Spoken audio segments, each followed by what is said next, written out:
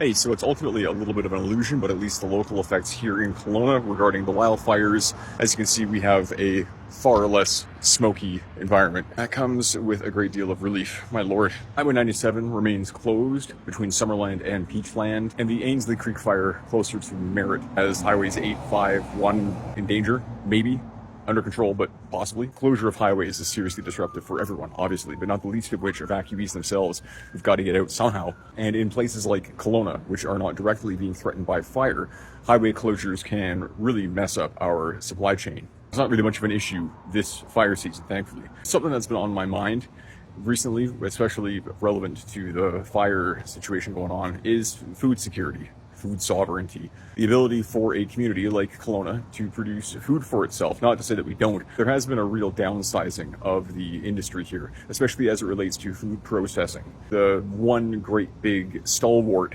of them all, Sunripe, is slowly but surely shaving off bits and pieces of itself ever since it was acquired by parent company Lassonde. This is actually an area where the federal government right now has a keen interest. There are in fact hundreds of millions of dollars that have been set aside as part of the federal government's national food security strategy, which looks at, among other things, trying to build up domestic capacity for food processing. One of the most important jobs of a local government is to be on the hunt for grants and funding opportunities that might be available at higher levels of government that can be applied locally. And there really is a huge opportunity here in the Okanagan to revitalize and rebuild our food production capacity, food processing, I should say.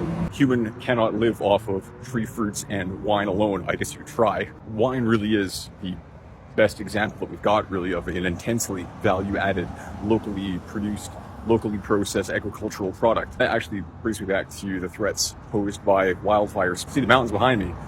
The smoke was lingering for quite some time, and it probably will return. There is the very real phenomenon of the smoke taint. It won't be detectable until the wine is essentially bottled. This has to go through fermentation, but there is the tendency for wines to end up with a sooty, ashy, ultimately unsellable, undrinkable flavor and aroma. It is sadly one of the things that makes growing wine grapes in the Okanagan an increasingly risky endeavor. Not to say that any agricultural production is free of risk posed by wildfires. Orchards around Summerland and Peachland, there is no way to harvest the fruit on these trees, and it's rotting on them. We also have beautiful community gardens around Kelowna. And also, if you have the space, growing a little bit of food is such a wonderful thing to do. There really are fewer, safer bets than shoring up our ability to not only produce our own food, but there are lasting, durable careers to be made here. Come on, we can make Suli Ping Wong proud and start making our own tofu again.